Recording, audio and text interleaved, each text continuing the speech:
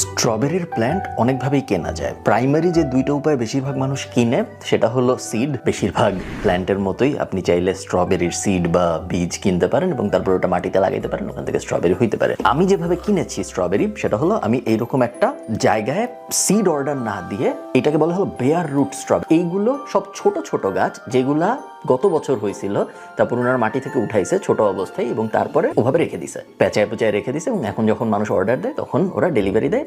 Seed থেকে শুরু করার থেকে এরকম বেয়ার রুট স্ট্রবেরি শুরু করার সুবিধাটা হলো বেয়ার রুট স্ট্রবেরি তাড়াতাড়ি হবে, একটু অলরেডি রুট হয়ে আছে। সিড থেকে জার্মিনেট হইতে, কিন্তু জার্মিনেশন মানে হলো সিড থেকে যখন গাছটা বের হয়, তো ওই প্রসেসটা হইতে কিন্তু একটা হাই টেম্পারেচার লাগে। এটা যেহেতু অনেক দিন ধরে, অ্যাটলিস্ট 1 বছর তো হবে ও শুকনো অবস্থায় আছে, সো আমরা ওকে প্রথমে পানিতে ভিজাবো কিছুক্ষণ। প্রত্যেকটাকে পানি দিয়ে আমি 1 ঘন্টা ভিজায় রাখার পরে মাটি ভিতরে প্ল্যান্ট করেছি এবং দেখতে জিনিসটা